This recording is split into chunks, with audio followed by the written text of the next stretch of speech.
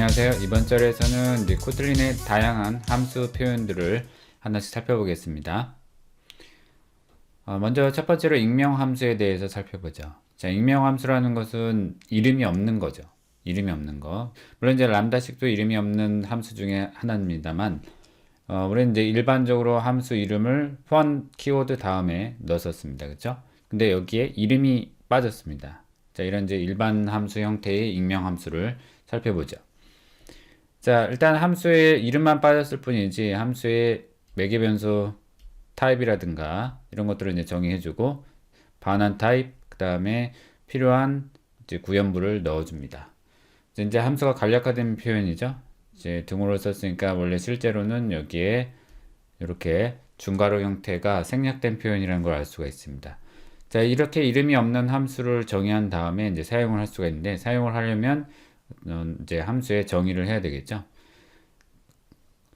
자, 두 번째, 자, 보시면 변수 add라는 걸 선언했습니다. 근데 여기에 해당되는 람다식 함수의 선언부를 가지고 있습니다. 그렇죠?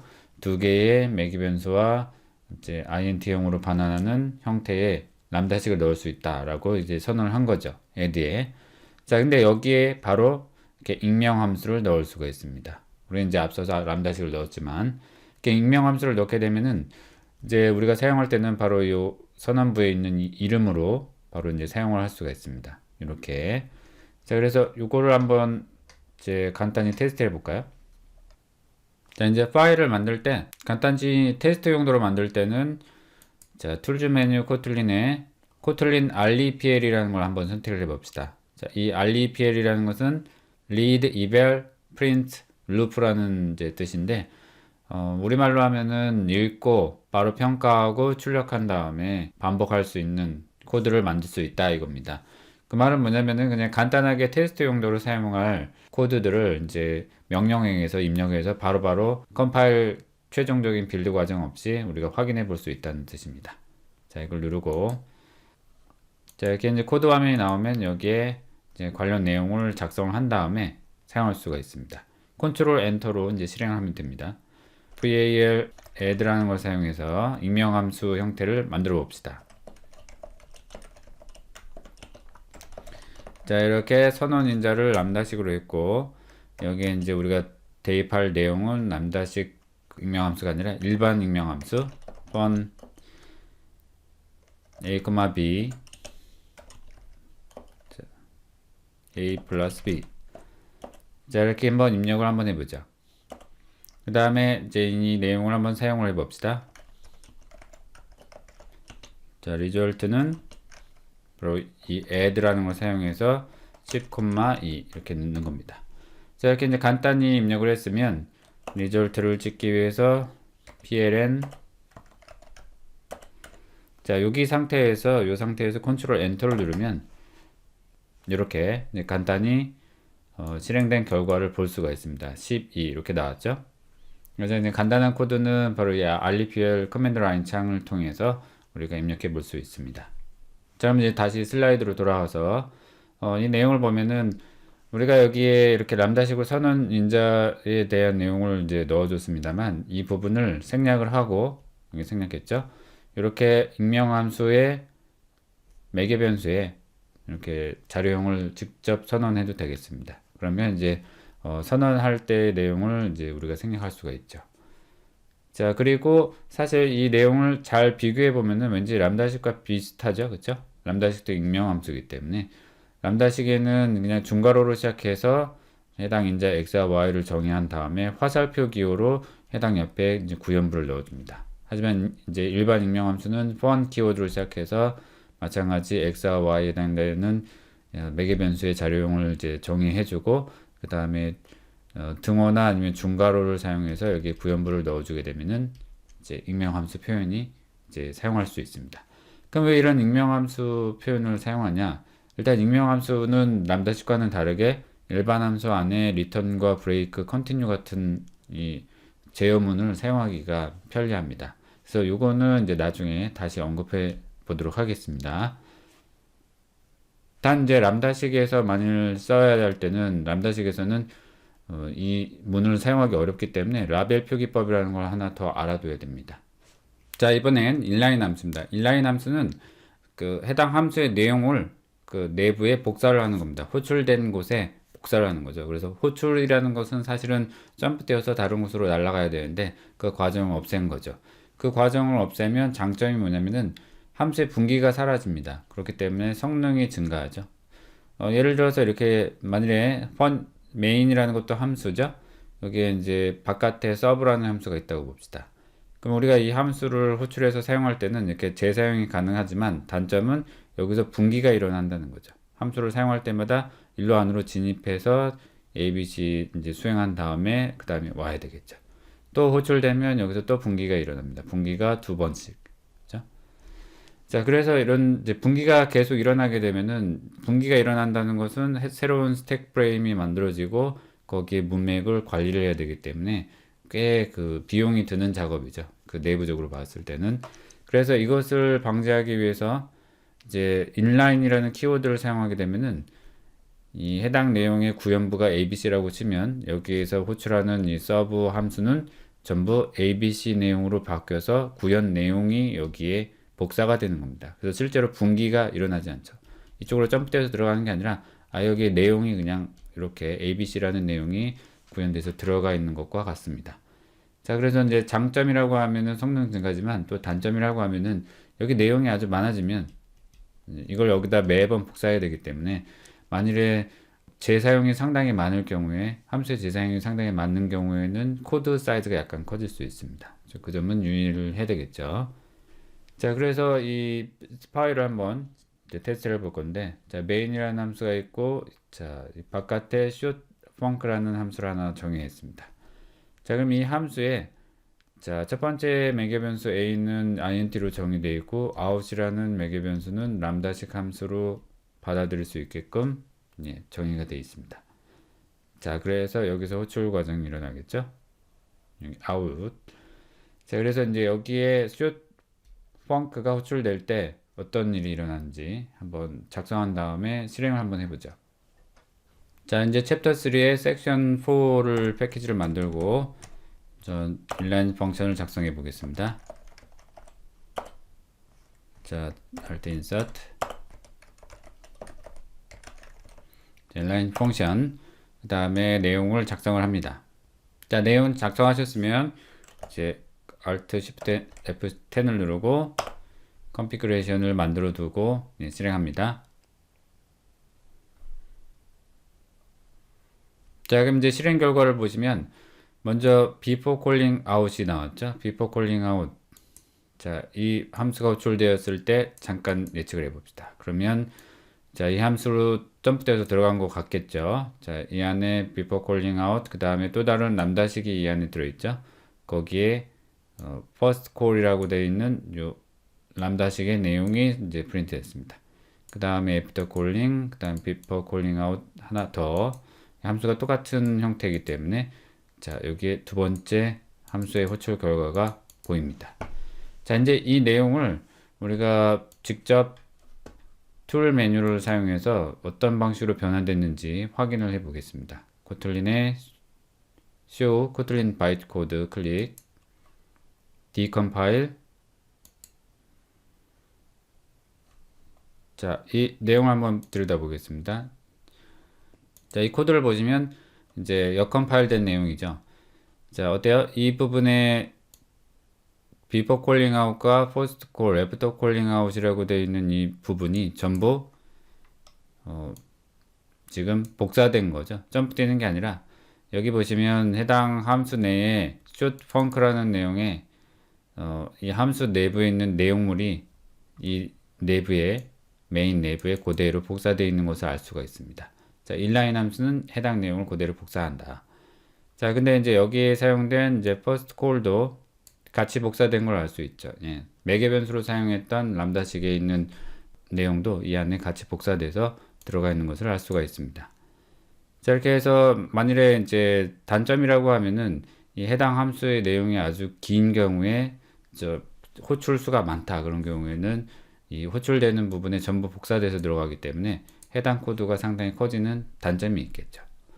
자, 이제 이거 접고 이 부분을 닫아둡니다. 이렇게 해서 우리가 이제 간단히 테스트 해봤습니다. 자, 그래서 이제 인라인 함수를 사용할 때 그 코드 내용이 복사되기 때문에 너무 많이 사용하지 않도록 주의를 해야 되고, 그 다음에 특정 람다식에 대한 내용을 인라인 하고 싶지 않은 경우에는 이제 no inline이라는 키워드를 사용합니다. 여기 보시면 자, 우리가 이제 서브라는 함수를 만들었고 이 함수가 인라인 되도록 이 키워드를 사용했습니다. 그럼 이제 내용이 복사되겠죠. 구현부가 여기 어떤 구현부가 있으면 그 내용이 복사될 겁니다. 하지만 이 인자 중에 out1과 out2가 매개 변수가 있고, 자, 이걸 인자로 받아들일 수 있겠죠. 바로 람다식을 인자로 받아들일 수 있을 겁니다.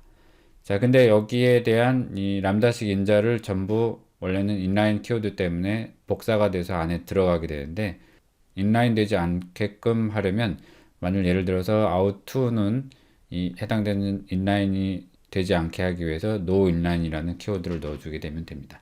그러면 해당 out2가 전달받은 인자의 어떤 구현부가 있으면 그대로 두고 이제 붕괴하게 되는 거죠. 자, 그래서 이 내용을 마찬가지로 우리가 했던 이 파일에 바로 적용할 수가 있습니다. 바로 이 out이라는 매개 변수에 no inline이라는 키워드를 넣게 되면 실행 결과는 이제 같습니다만 실행 결과를 볼까요? 네, 실행 결과는 이제 문제없이 같은데 이제 이걸 다시 여건 파일에서 보면은 이 해당 out 부분이 이 부분이 그대로 유지가 돼서 이제 호출될 수 있게끔 이제 사용이 됩니다. 자, 그래서 마찬가지 코틀린 show 코틀린 바이트 코드. 자, 디컨 파일에서 이제 살펴보면 요 내용 중간 부분에 보시면 자, 이 부분이죠. 바로 out iv invoke라고 되어 있죠. 그래서 해당 요 코드가 이 invoke는 이제 특정 람다식 함수 호출 부분을 이제 가르쳐 줍니다. 나중에 알려드리겠습니다만 이 람다식으로 구현하는 모든 것은 이 펑션이라고 되어 있는 이 인터페이스로부터 구현돼서 만들어지는 겁니다. 그래서 이 펑션이라고 되어 있는 건 일종의 객체죠. 그래서 해당 객체를 호출하게끔 invoke가 호출돼서 그 내용이 실행되는 거죠. 자, 이거는 이제 나중에 좀 더 자세히 알려드리고, 그래서 어쨌든 여기 호출부가 그대로 요 밑에도 이제 똑같이 호출부가 있습니다. 그래서 람다식에 관련된 부분만큼은 예, 인라인 되지 않은 걸 알 수가 있습니다. 자, 방금 봤듯이 그 예제에서 봤듯이 사실 이거 굳이 안 만들어도 우리가 알 수 있었는데, 자, 인라인 되어 있는 함수 short func는 원래 이 내용물을 전부 이 안에 복사한다. 이제 복사를 해서 이 내용이 이제 이걸로 교체되는 거죠. 요 세 개의 코드로. 다만 여기 있는 코드도 사실은 no inline을 사용하지 않으면 여기 out에 해당되는 내용은 바로 요 부분이죠. 요게 이제 구현부가 되는 건데 이 해당 코드가 그대로 여기에 이제 들어가는 거죠. 근데 만일에 no inline으로 이걸 방지하게 되면 이 out이라는 매개 변수에 들어있는 바로 이 선언자, 람다식 인자를 받을 수 있는 이 부분이 이제 방지가 됩니다. 그래서 그대로 유지가 돼서 out이라는 이름으로 그대로 이 안에 들어있게 됩니다. 그래서 실제로 이 코드가 이 세 개가 있는 거고 이 두 번째 코드 out을 만나는 경우에 이제 여기 구현부로 이제 분기가 되는 거죠. 자, 이거는 이제 이렇게 이해하시면 되겠습니다. 자, 이제 인라인을 사용해서 매개 변수의 람다식 인자를 받아들여서 이제 우리가 뭔가 처리할 때 이때 리턴을 사용할 때 좀 주의해야 될 부분이 있습니다. 자, 먼저 코드를 보고 어떤 일이 일어나는지 살펴보겠습니다. 자, 먼저 함수 메인이 있고 그 다음에 여기 우리가 만든 이제 short func라는 함수가 있습니다. 이 함수는 인라인으로 선언됐기 때문에 자, 요 세 개의 코드가 여기에 이제 복사되겠죠. 여기 복사됩니다. 내용이 들어가는 거죠. 자, 그 다음에 이 short func의 첫 번째 매개 변수는 이제 a, 이제 정수형 값이고, 두 번째 매개 변수 out에는 이제 람다식을 넣을 수 있게끔 정의되어 있습니다. 자, 이 out에 no inline이 없기 때문에 사실 이 내용도 그대로 어떻게 되는 거죠? 네, 바로 이 두 번째 인자가 되겠죠. 두 번째 인자에 있는 요 out에 있는 내용물을 만일 받아들일 경우에 여기서 여기까지입니다. 여기 있는 중괄호 요 부분을 이제 여기에 이제 사용을 하는 거죠. 복사돼서 들어가는 거죠. 그래서 이 중괄호 있는 내용이 마찬가지 여기 복사돼서 내용이 펼쳐집니다. 자, 근데 이때 우리가 의도적으로 만일에 out이라는 것을 람다식 함수로 보고 이 out에서만 우리가 반환을 하고 싶다고 생각할 때입니다. 자, 이 코드로 봤을 때는 사실 이 중괄호 안에 있는 내용에 이제 리턴이 보이죠?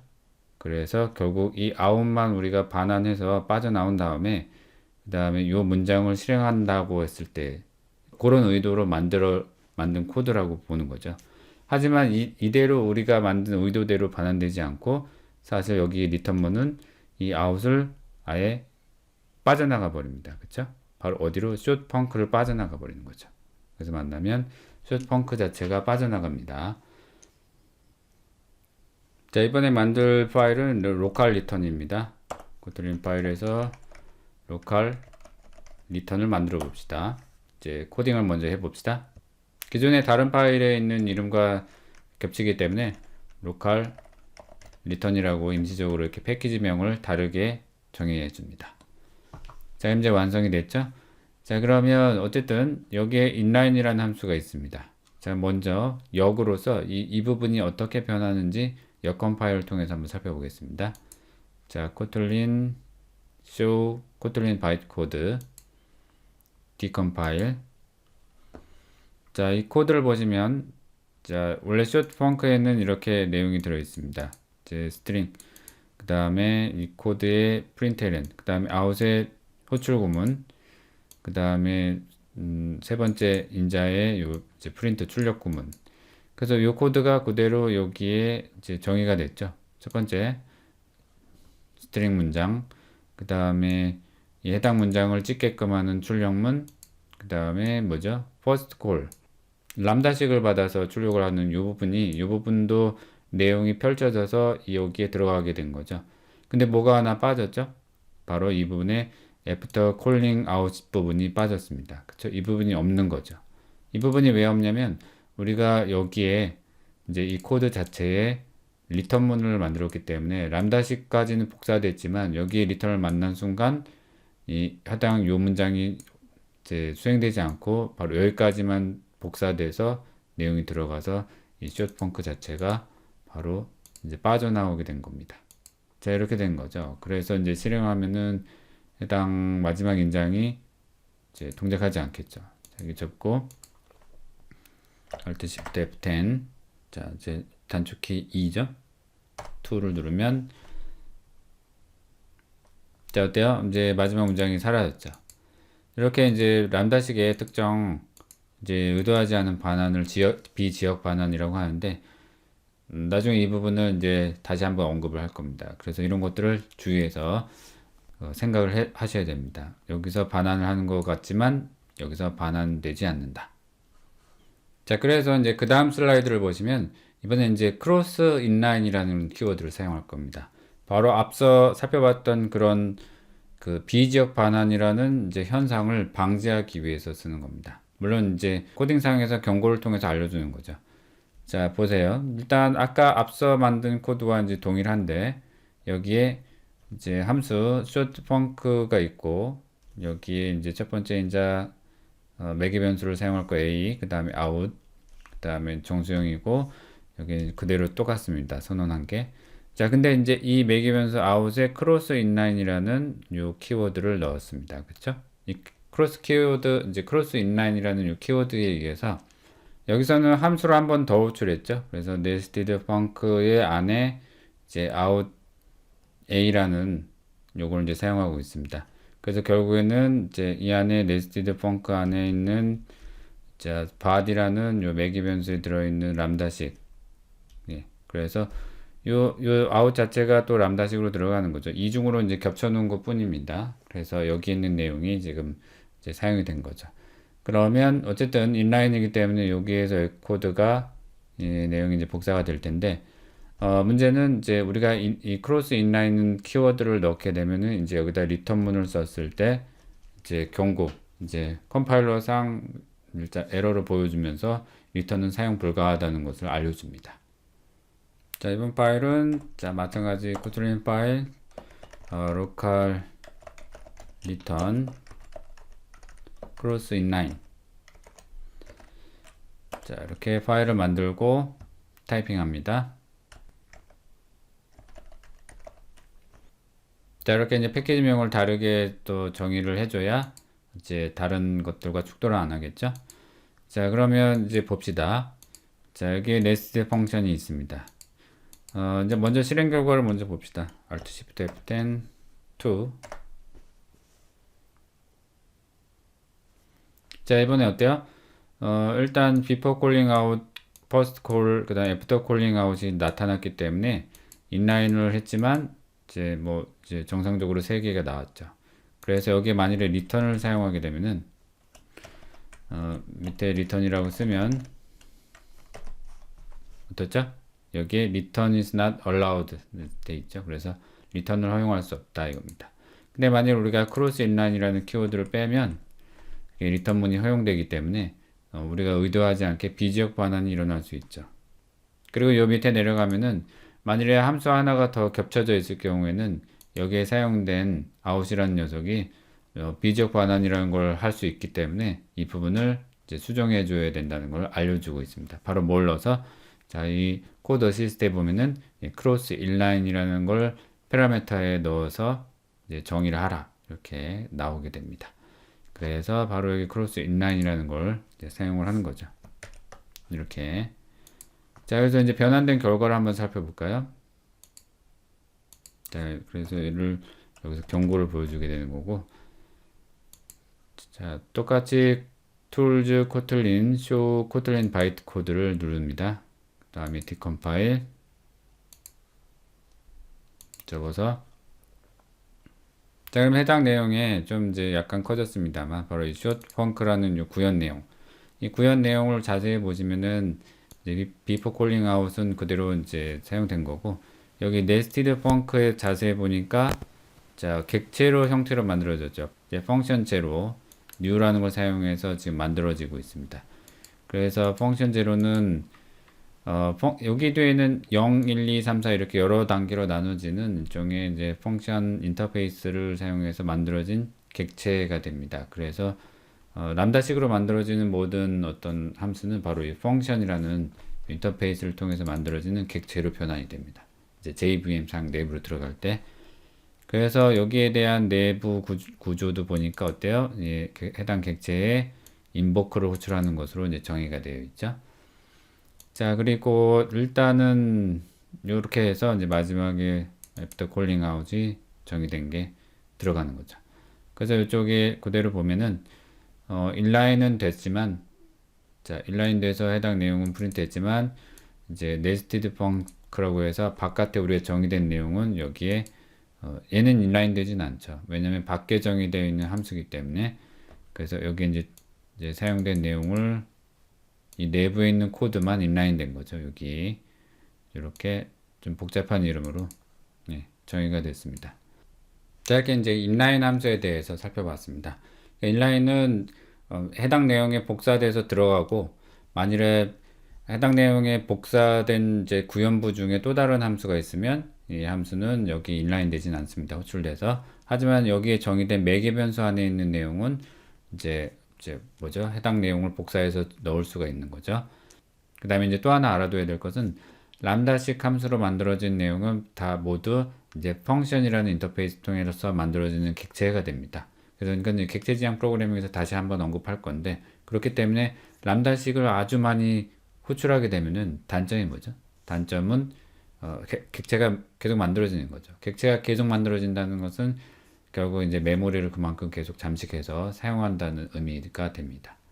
자, 그래서 이제 그런 걸 방지하기 위해서 인라인이라는 걸 통해서 내부 복사로 성능을 증가할 수 있다. 그겁니다. 물론 이제 분기라는 어떤 오버헤드도 있는데 바로 이제 객체가 계속 만들어지는 어떤 단점도 해결할 수 있는 거죠. 인라인이라는 키워드를 사용해서. 그래서 인라인 함수는 여기까지 살펴보고 다음으로 넘어갑니다. 이번에 말씀드릴 것은 이제 확장 함수입니다. 이 확장 함수라는 것은 굉장히 편리한 기법 중에 하나인데 이제 어떤 기존에 만들어져 있는 어떤 특정 주요 요소에다가 뭔가를 덧붙여서 이제 만든다 이런 개념입니다. 그래서 확장 대상이 있을 거고 이 확장 대상에 자, 점 표기법을 사용해서 여기다 함수를 붙여 놓는 겁니다. 이렇게 하게 되면은 이 확장 대상이 클래스라고 했을 때 이 해당 클래스에 함수가 원래 ABC가 만들어졌다고 했을 때 그 ABC 이외의 함수를 더 추가로 넣을 수가 있게 됩니다. 예를 들어서 D. 하지만 이 D는 해당 클래스의 멤버는 아닙니다. 멤버는 아닙니다만 외부에다가 뭔가 덧붙여서 만들 수 있다는 개념이죠.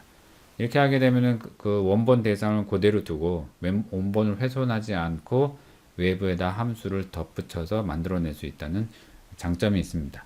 물론 이제 우리가 또 다음 마당에서 이 클래스에 대한 개념을 좀 자세히 볼 건데 여기서는 그냥 그 확장 함수가 어떤 건지 한번 느낌을 이제 살펴보도록 하겠습니다.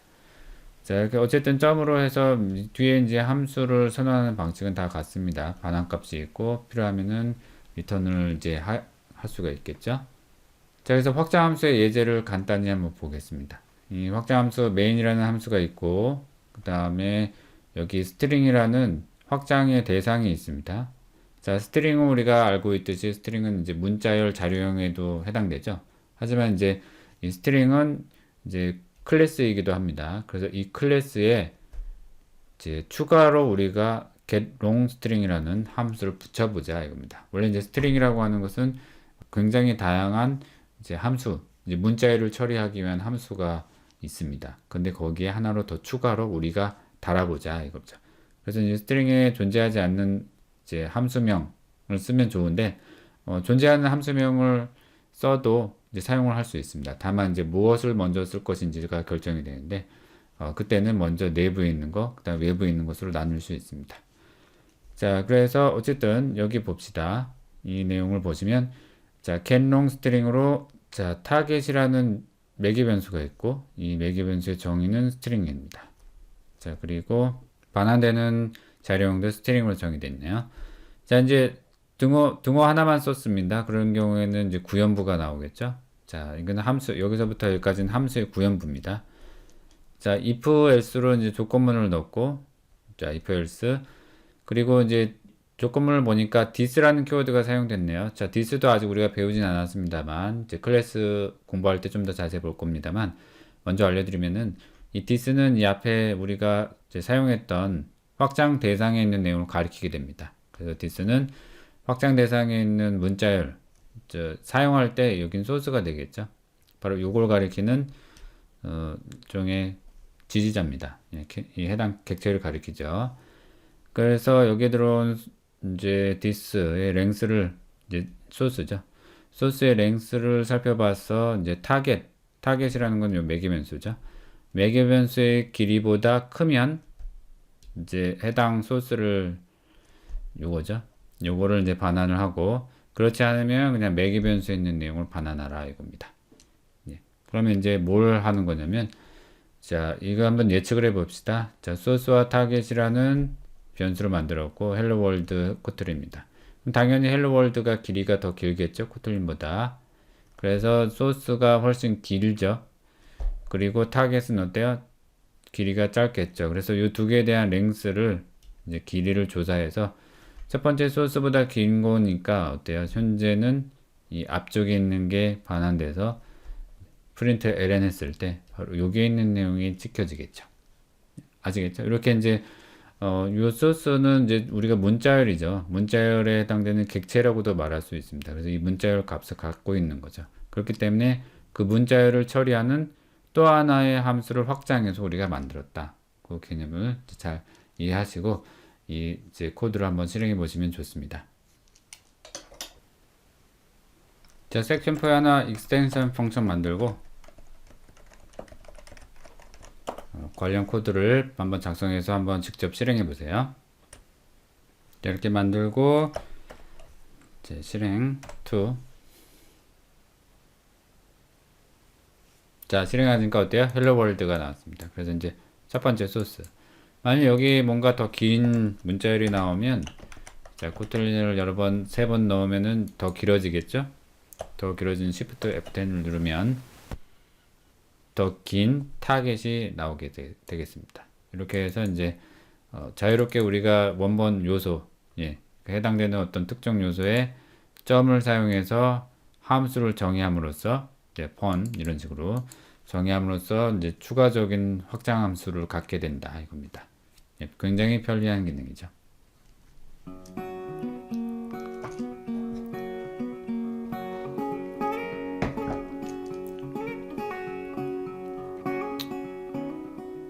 자, 이번엔 이제 중위함수에 대해서 설명드리겠습니다. 중위함수는 이제 함수 표현법에 원래는 이제 소괄호를 사용해서 우리가 뭔가 이렇게 인자도 넣고 사용하고 있죠. 근데 그 소괄호를 생략하고 일단 그 안에 이제 연산자처럼 뭔가 넣을 수 있는 방법입니다. 그래서 인픽스 노테이션이라고도 얘기하는데 인픽스라는 거 잘 기억하시면 되겠습니다.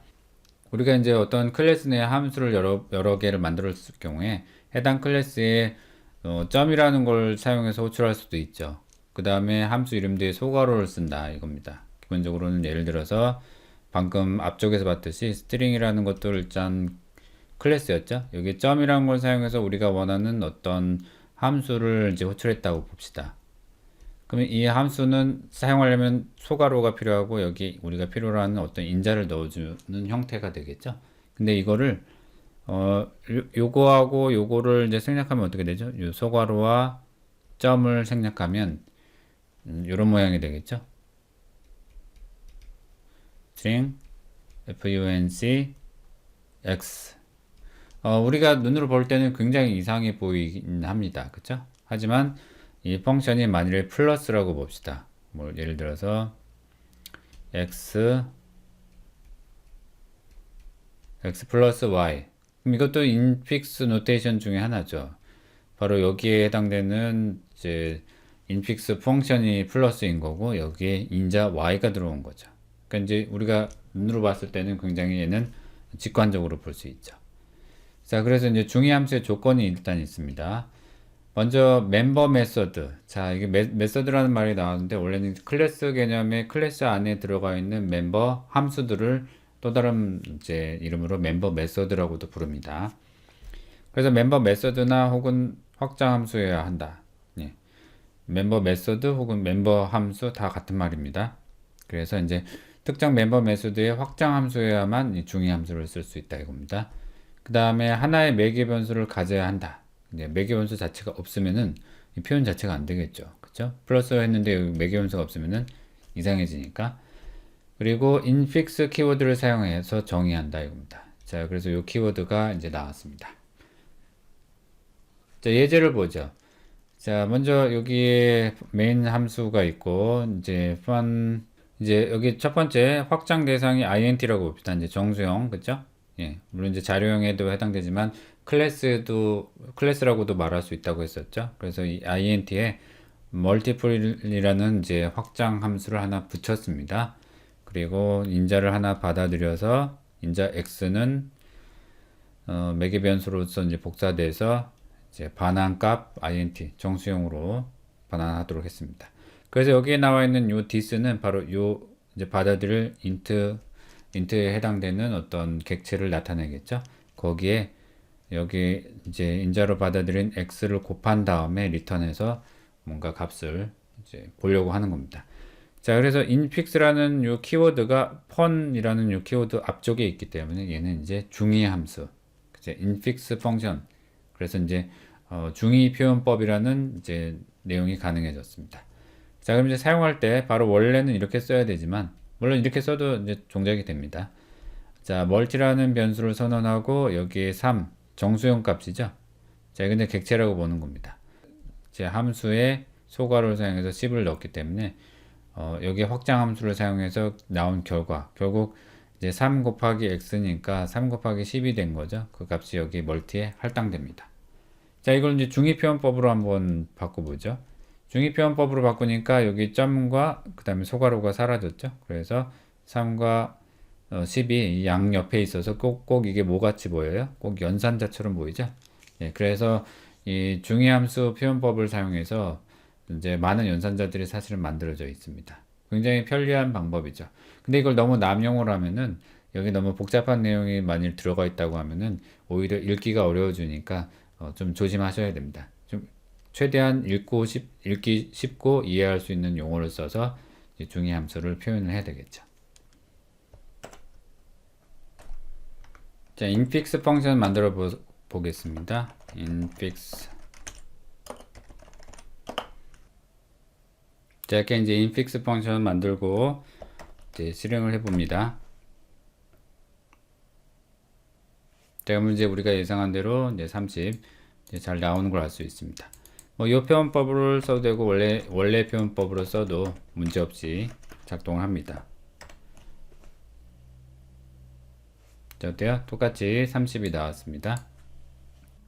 예, 이번 슬라이드에서는 이제 꼬리 재기에 대해서 살펴볼 건데, 먼저 재기라는 이 용어에 대해서 살펴봐야 되겠죠? 이 재기라는 것은 recursion, 그래서 이제 자기 자신을 계속 참조하는 겁니다. 그래서 이런 그림, 시레핀스키의 삼각형이라고 하는데, 큰 삼각형 안에 작은 삼각형이 계속 참조되고 있죠. 이런 형태. 자기 자신을 계속 참조해서 무한적으로 들어가는 거. 이제 계속 이제 확대해 보면은 이 안에 계속 자기 자신의 삼각형을 이제 참조를 하게 됩니다. 이것이 이제 재기라고 할 수 있죠. 제가 이제 화면 자체를 녹화했는데 이것도 일종의 재기라고 할 수 있겠죠. 계속 자기 화면을 계속 참조해서 들어가는 형태. 이것도 이제 재기입니다. 자, 그래서 이제 재기를 가지고 함수를 만드는 겁니다. 이 재기 함수라는 것은 이제 자기 자신을 계속 참조하는 이제 계속 이제 호출하는 거죠. 계속 호출해서 들어가는 함수를 재기 함수라고 할 수 있습니다. 이제 특정 루틴은 이제 재기 함수를 써서 뭔가 구현하는 것들이 있는데 이 재기 함수를 쓸 때 이제 조건이 있습니다. 조심해서 만들어야 되는데 먼저 무한 호출에 빠지지 않도록 해야 됩니다. 무한 호출이라는 것은 계속 호출해서 들어갈 뿐이지 빠져나오질 않으면 어떻게 될까요? 끝없이 들어가겠죠. 그래서 이제 특정 조건을 줘서 이제 다시 빠져나오도록 해줘야 됩니다. 만약 그렇지 않으면은 이 함수라는 건 사실 스택 영역에 스택 프레임을 쌓아 올라가면서 그 해당 그 문맥을 이제 저장하게 되는데 만일에 계속 들어가기만 하고 나오질 않으면 이제 스택이 꽉 차버리겠죠. 스택 오버플로우가 발생할 수 있습니다. 그래서 너무 많은 횟수를 지정해서 연산해도 안 되겠죠. 그 다음에 코드 자체를 복잡하게 하면은 오히려 이제 디버깅이 어렵기 때문에 이 재기 함수 내에 어떤 함수 내용물은 또 다른 함수를 막 호출하거나 하는 어떤 복잡한 연산을 최대한 자제하는 게 좋습니다. 그래서 이제 재기 함수 만들 때 주의를 해야 된다 이거죠.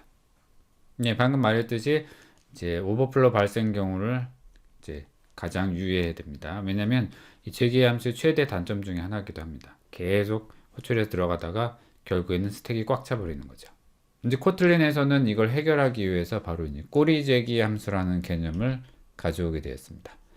이 꼬리 재기라는 거는 재기 함수긴 한데 스택을 계속 스택 프레임을 계속 쌓아가면서 사용하는 게 아니라 이제 자기 자신을 덮어 씌워서 그래서 꼬리를 문 형태라고 볼 수가 있습니다. 자기 함수를 뭐 계속 점프해서 들어가는 게 아니라 자기 함수를 계속 왔다 갔다 하면서 사용되는 개념이죠. 그래서 코틀린에서는 테일 알릿이라는 키워드, 리커션의 약자죠. 그래서 테일 알릿이라는 키워드를 사용해서 선언해서 이제 이 꼬리 재기 함수를 이제 구현을 할 수가 있습니다.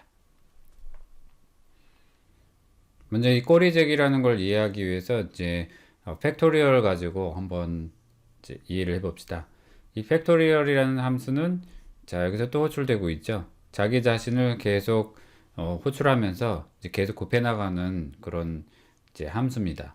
그래서 이제 일반적으로 만든다고 하면은 이제 이 팩토리얼에서 지정된 숫자가 커지면 커질수록 연산이 함수 내부로 계속 진입하게 되겠죠. 계속 진입하다 보면은 이제 연산 숫자가 굉장히 커지면은 굉장히 많이 들어가기 때문에 스택에 그만큼 엄청나게 많은 프레임이 이제 쌓이게 됩니다. 일단 연산 순서는 이렇죠. 우리가 특정 숫자를 넣어주게 되면 그 숫자에 대해서 각 이제 인자를 하나씩 내리면서 계속 n-1 그래서 계속 곱해 나가는 방식입니다. 그래서 이제 최종적으로 해당되는 모든 개수를 전부 이제 곱했을 경우에 1인 경우에 이제 전부 해당 내용을 빠져나오면서 최종 결과물인 24를 이제 반환할 수 있겠죠. 이게 이제 값이 작으면 상관이 없는데 너무 커져 버리면은 의도치 않은 스택에 이제 엄청나게 이제 많은 사용을 유발할 수가 있습니다. 자, 그럼 이거를 예제를 통해서 알아보겠습니다. 자, 근데 이제 지금까지 제가 섹션 4에다 만들었었네요. 이제 사실은 이제 섹션 5가 돼야 되는데 제가 패키지를 잘못했죠. 그래서 이거를 한꺼번에 이름을 바꾸는 걸 한번 먼저 한 다음에 해보죠. 여기 섹션 4에서 Shift F6를 누릅니다. 그러면 이제 리네임 창이 나오죠. 리네임 창에 이제 현재 패키지 4에 대한 내용을 5로 바꿔서 리팩터를 한번 눌러봅시다. 자, 그럼 어때요? 일단 패키지명이 바뀌었고, 그 다음에 여기 우리가 선언했던 파일들의 패키지 이름들도 이제 자동으로 바뀝니다. 다만 우리가 여기 추가적으로 작성했던 이런 것들은 이제 안 바뀔 수가 있기 때문에 한번 잘 봅니다. 여기서 이제 바뀌어졌기 때문에 이제 우리가 건들 건 없을 것 같습니다. 자, 이제 섹션 4에 대한 4는 이제 주로 분석 위주였기 때문에 제가 이제 그 부분을 깜빡하고 이름을 섹션 4로 했었네요. 자, 그럼 여기다 이제 꼬리 재기를 실험하기 위해서 파일 하나 더 넣어주죠. 코틀린 파일 클래스 노멀 팩토리얼. 자, 그 다음에 이제 교재에 있는 내용을 타이핑 하시고 이제 실험을 해봅시다. 자, 이건 이제 꼬리 재기가 아니라 일반 재기 함수입니다. 일단 함수를 재기할 때는 자, 여기 이 부분을 자세히 보세요. 뭔가 리커시브 콜이라는 요 아이콘이 보이죠? 바로 이제 재기가 일어나고 있음을 알려주고 있습니다. 자, 그래서 넘버가 4일 때 이제 실행을 해보시면 Alt Shift F10 먼저 실행을 하면은 4에 대한 값 24가 나온 걸 알 수 있습니다. 이제 실행되는 원리를 브레이크 포인트 걸고 살펴보면 자, 7번 라인에 클릭해서 브레이크 포인트를 하나 만들어 줍니다. 그 다음에 이제 디버깅 이제 Shift F9이죠. 자, 이번에 이제 단축키를 써서 하겠습니다. Shift F9을 눌러서 이제 하나씩 밟아가면서 어떻게 호출되는지 살펴보겠습니다. 일단 넘버에는 4라는 값이 들어왔고 아직 리절트에는 지금 값이 아직 이제 할당되지 않았습니다. 자, 그럼 팩토리얼이라는 함수를 여기서 만났죠. 자, 그럼 이제 4가 전달될 겁니다. 이제 팩토리얼 이 함수를 진입해서 뭔가 계속 살펴보기 위해서는 F7을 눌러봅시다. 자, F7은 스텝 인투 자, 안에 진입했습니다. 그러면 어때요? 팩토리얼 노멀 팩토리얼 KT라는 요 뭐죠? 새로운 프레임이 만들어졌고 이 안에 진입했습니다. 근데 여기 팩토리얼이 또 있죠? F7 자, 어때요? n 계승은 이제 계속 내려가고 있고 하지만 함수 내부에 프레임이 계속 쌓여가고 있습니다. F7 또 하나 쌓였죠? 자, F7 자, 이렇게 계속 쌓여가고 있습니다. 다시 F7 자, 이제 쌓인 내용을 다시 빠져나가면서 이제 곱해지게 됩니다. 자, F7 자, 하나씩 빠져나오고 있죠? 다시 F7 F7 자, 이렇게 해서 이제 모듈이 빠져나왔습니다. 그러면 이제 빠져나와서 곱해진 값의 리절트가 이 리절트의 24가 할당되게 됩니다. 지나가게 하기 위해서는 스텝 오버 F8 키를 누릅니다. 자, F8 자, 그럼 어때요? 네, 최종 결과 24 자, F8 완성. 자, 어때요? 팩토리얼 함수가 이제 이 내부에서 계속 호출되면서 스택이 계속 쌓여간다는 걸 알았습니다. 스택이 계속 쌓여가고 이제 결과물을 하나 돌려주면서 최종 곱해진 결과물이 이제 들어오죠. 이게 값이 작을 때는 상관이 없는데 값이 무한정 늘어난다고 봅시다. 그러면 문제가 생기겠죠. 예를 들어서 여기에 4만이라는 값을 쓰게 되면은 4만 번 어떻게 되는 거죠? 스택 프레임이 4만 개가 생기겠죠. 예, 그래서 시스템에 따라서는 스택 오버플로우가 발생할 수 있습니다. 자, 어때요? 이제 실행을 해봤더니 스택 오버플로우가 발생했죠. 이렇게. 그래서 이런 부분을 이제 주의를 해야 됩니다. 자, 그래서 이런 상황을 이제 해결하기 위해서 이제 이번 버전은 바로 이제 꼬리 재기 함수를 쓰는 겁니다. 자, 꼬리 재기 함수를 사용하기 위해서는 이제 tail rec 바로 이 키워드를 이제 사용해서 이제 정의를 한 다음에 그 다음에 fun 그 다음에 함수를 이제 만들어 줍니다. 자, 여기 이제 주의해야 할 거는 뭐냐면은 앞서 만들었던 재기 함수는 함수를 호출한 다음에 해당 내용을 계산을 하는데 여기서는 해당 그 구현부가 먼저 계산이 된 다음에 뭐죠? 해당 팩토리얼을 이름을 계속 호출하기 때문에 만일에 여기 사용할 때 계산이 먼저 진행될 수 있습니다. 그렇기 때문에 이 부분이 앞에 있는 부분과 약간 달라졌죠. 계산이 먼저 진행되도록 하기 위해서 이제 여기에 이제 받아들인 값을 매개 변수를 좀 수정해서 n과 run이라는 매개 변수를 만들고 일단 run에는 먼저 이제 초기 값 1을 넣어줍니다. 실행될 때. 그 다음에 해당되는 이 값을 이제 n-1로 이제 시작을 하는 겁니다. 그 다음에 여기 초기 값 1 곱하기 여기 이제 계속 들어오는 이제 값을 계속 곱해주는. 자, 이걸 먼저 넣어준 상태에서 계산이 일어난 다음에 자기 자신을 계속 씌우면서 계산 결과를 바꾸기 때문에 계산 결과가 여기 계속 바뀝니다. 스택 프레임이 쌓이는 게 아니라 계산을 계속 하는 거죠. 해당 내용을. 자, 계산을 계속하고 해당되는 이제 최종 결과물을 반환하게 됩니다. 자, 그럼 이제 일로 돌아와 봅시다. 노멀 코드는 그대로 두고 노멀 코드는 그대로 원상복귀하고 여기다가 하나 더 만들어 봅시다. 테일 알리시 팩토리얼이라는 걸 하나 만들고 이제 작성합니다. 이제 계산 방식만 좀 바뀌었을 뿐이죠. 자, 이번 예제를 이제 다 작성하셨으면 이제 한번 실행을 해보겠습니다. 앞전 예제와 동일하게 이제 넘버는 4로 주고 결과가 나온지 봅시다. 그 다음에 이 패키지명도 일단 달라져야 되겠죠. 기존에 있는 팩토리얼 함수랑 충돌할 수 있으니까 자, 여기 패키지에 테일 알리시를 덧붙여서 이제 만들어 둡니다. 자, 실행을 하면은 어때요? 일단 결과는 동일합니다. 4에 24. 자, 이제 꼬리재기 함수로 만들어진 이 팩토리얼에는 tail arith이라는 이제 키워드가 붙었습니다. 자, 그리고 이 안에서 팩토리얼을 다시 호출하고 있기 때문에 마찬가지로 자, 여기 보면 recursive call 아이콘이 보입니다. 자, 그리고 일단은 이 팩토리얼은 계속 스택 프레임을 계속 호출하면서 진입하는 게 아니고 계산을 먼저 수행하게 됩니다. 그래서 일종의 그 내부에 루프를 만들어서 이 계속 정해진 횟수까지 계산을 한 다음에 이제 결과물을 이제 내놓게 됩니다. 그래서 일단 스택 프레임을 사용하지 않기 때문에 Shift F10. 자, 그리고 아까 전에 실험했던 4만. 자, 이렇게 큰 숫자는 사실 이 팩토리얼 이 자료형을 넘어가기 때문에 계산이 안 됩니다만 그래도 이제 스택 오버플로우는 나지 않습니다. 일단 한번 실행을 해보면 자, 어때요? 스택 오버플로우는 나지 않았지만 일단 계산 결과는 0이 나왔네요. 자, 이렇게 해서 일단은 그 꼬리재기 함수가 어떤 방식으로 작동하는지 한번 다시 한번 살펴보겠습니다. 자, 이걸 넘버 4로 바꾸고 자, 앞전에 살펴봤던 뉴툴즈 코틀린, 세우 코틀린 바이트 코드 그 다음에 디컴파일. 자, 먼저 소스 코드를 디컴파일해서 한번 살펴보면 자, 이 내부에 그 팩토리얼이라는 요 함수가 계산되는 부분이 어떻게 바뀌었죠? while, 네, 루프문으로 바뀌었죠. 그래서 이 while 문을 계속 빙글빙글 돌면서 n이 1이 아닐 때까지 이 해당 루틴을 이제 수행하게 됩니다. 그래서 우리가 앞전에 이제 계산이 먼저 되는 거거든요. 이제 팩토리얼이라는 함수가 호출되면은 우리가 계속 이 함수를 계속 호출해서 들어가는 게 아니라 계산을 진행하게 되는 거죠.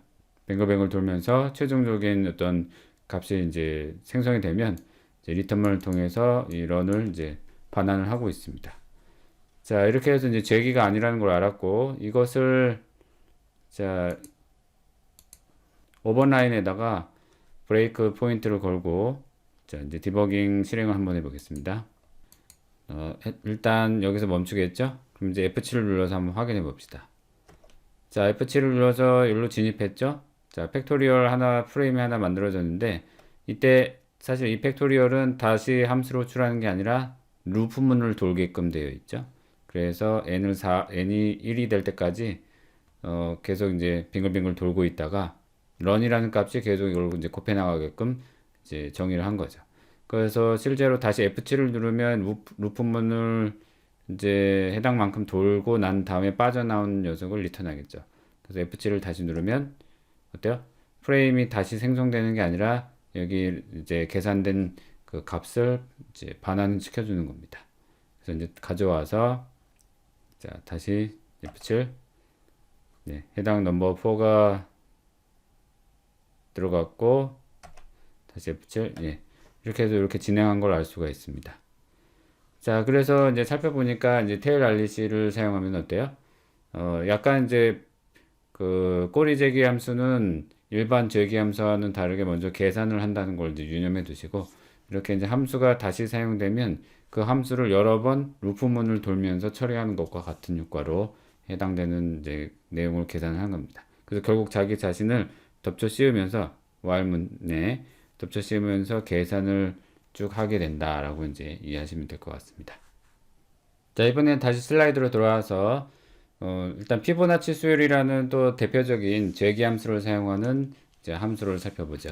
피보나치는 0, 1, 2, 3, 5, 8 이런 식으로 이제 증가하는 어떤 수열입니다. 일종의 자연에서 우리가 많이 찾을 수 있는 숫자인데, 자, 이것을 이제 연산시키기 위해서 피보나치라는 함수를 정의하고, 자, n, a, b 이렇게 세 개의 매개 변수를 이제 정의를 했습니다. 그래서 일단 0과 1로 먼저 1로 시작을 한 다음에 n번째 수의 이제 합이 그 n 플러스 2번째 수가 되는 이제 수열을 우리가 만들어 줘야 됩니다. 그래서 피보나치를 다시 호출하고 이제 n의 n-1, 그 다음에 a 플러스 b, 그 다음에 이 두 번째 인자에 다시 a를 준다라는 방식으로 이제 그 계산을 이제 쭉 하게 됩니다. 자, 그래서 이제 실제로 피보나치도 계속 이 함수를 계속 호출하게 될 텐데, 자, 그래서 이 피보나치 수열도 이제 꼬리 재기로 만들 수가 있습니다.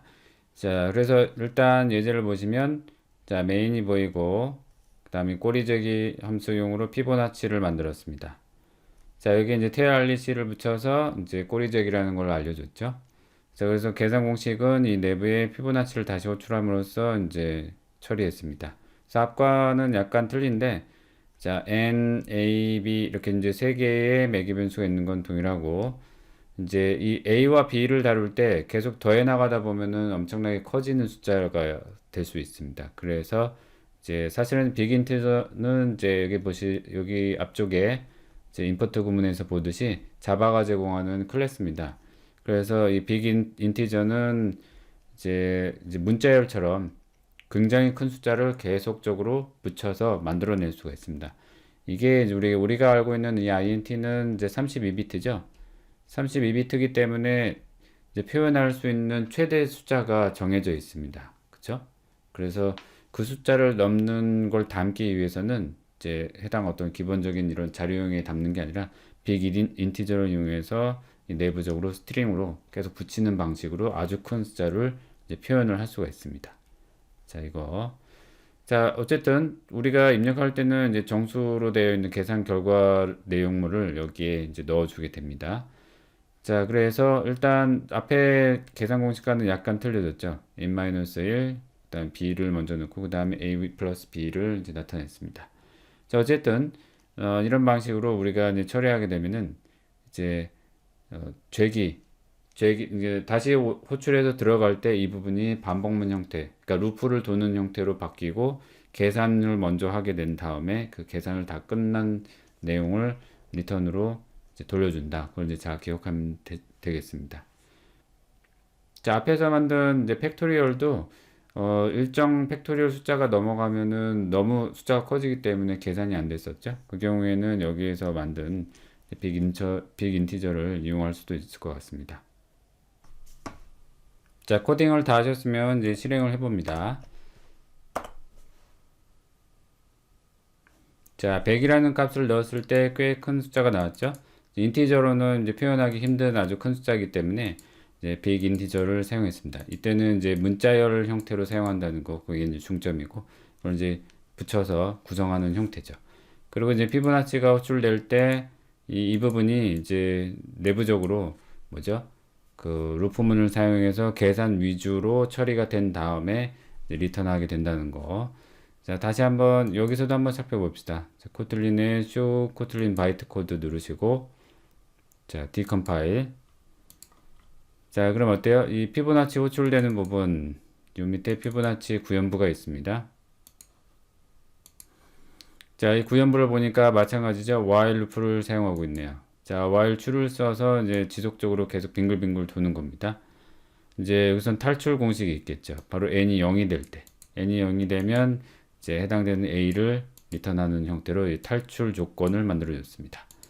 자, 그 위에 이제 받아들이는 빅 인티저 요 값을 계속 연산하도록 여기서 add 이제 계속 더하고 있죠. 자, 이런 방식으로 이제 처리하고 있다. 이제 확인했습니다.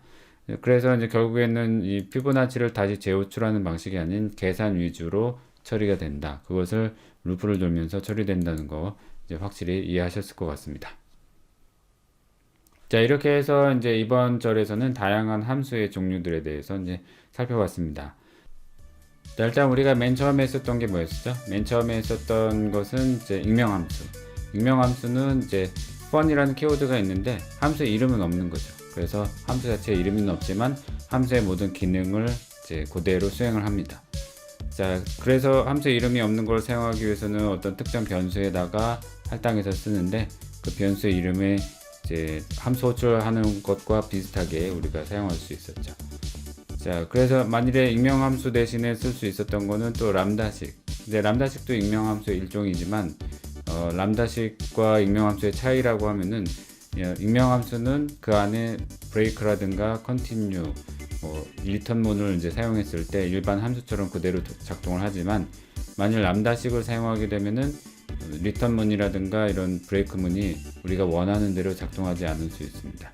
왜냐면 람다식은 이제 인라인이라든가 어떤 키워드가 사용되면 안에 복사돼서 들어가서 사용이 되는데 거기에 리턴문을 사용하게 되면은 어때요? 그 비지역 리턴이라고 하는 현상이 일어났었죠. 그걸 방지하기 위해서 우리는 뭐 크로스 인라인이라는 키워드를 사용하기도 했었죠. 자, 물론 이제 인라인이라는 건 뭐였죠? 인라인 함수는 어떤 그 해당 코드 내용, 함수의 코드 내용을 그대로 호출하는 함수 위치에 복사해서 넣기 때문에 분기하는 어떤 오버헤드가 없고, 또 하나의 장점은 이제 람다식 함수를 쓸 때는 람다식 함수 자체가 이제 펑션이라는 펑션의 이제 인터페이스의 객체로 만들어져서 생성이 되기 때문에 오버헤드가 좀 큽니다. 근데 이제 그 단계가 없어지기 때문에 퍼포먼스에 이제 많은 이점을 갖다 준다는 거, 이제 그걸 잘 기억하시면 좋겠습니다. 자, 그 다음에는 확장함수를 공부했었죠. 확장함수는 특정 클래스 요소의 멤버로서 우리가 뭔가를 추가하고 싶은데 그 추가하고자 하는 걸 기존의 코드를 건드리지 않고도 할 수 있다 이겁니다. 그래서 해당 요소의 점을 사용해서 함수명 이제 선언을 하게 되면은 이제 우리가 해당 클래스 내부에다 정의하는 게 아니라 외부에서 추가적인 함수를 붙일 수가 있었습니다. 자, 그 밖에 이제 꼬리 제기 함수, 이제 제기 함수라는 건 자기 자신을 계속 호출하기 때문에 스택 프레임이 계속 늘어나는데 그 스택 프레임이 너무 많이 늘어나다 보면 스택 오버플로우가 발생할 수 있었죠. 그걸 방지하기 위해서 이제 꼬리 제기라는 테일 알릿이라는 키워드를 사용해서 우리가 함수를 구성할 수 있었습니다. 그럴 경우에는 해당 계산 루틴이 반복문 형태로 루프를 돌면서 그 해당 내용이 계산된 최종 결과물을 이제 반환시켜 준다. 자, 이렇게 이제 이해하시고 이제 넘어가면 될 것 같습니다. 자, 그럼 이번 절은 여기까지 해서 마무리하도록 하겠습니다.